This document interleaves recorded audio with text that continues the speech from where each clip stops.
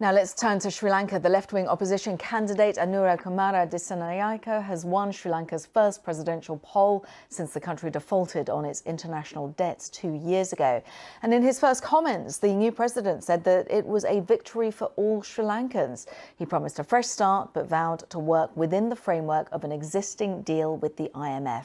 Well, the official result was announced after a second round of counting, which included second preference votes. So let's cross over to our South Asia correspondent, Samira Hussain, who's been monitoring this in Colombo for us. So we've got a result, Samira. Just talk us through it. Right, so I'm actually standing outside the Election Commission office, and this is where the official result was announced, that in fact Anura Kumara Dissanayake was was said to have won these elections. You can imagine that actually just a few moments ago there were lots of people that had come to the streets that were cheering and just so excited at this pretty significant political sea change that has happened in Sri Lanka. You know, this is a really remarkable election because there are so many firsts. This is the first time that we've really seen the breaking down of a long-standing political dynasty that has really been part of government for decades here in Sri Lanka.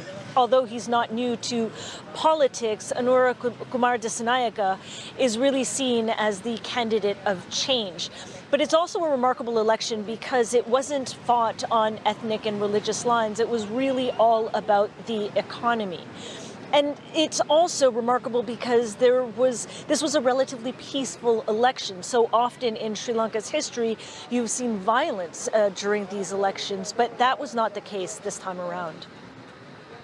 Okay, and Samira, just a quick one with you because we've got to go to Germany in just a moment. Election results coming in there, but this is obviously how is he hoping to get Sri Lanka back on track?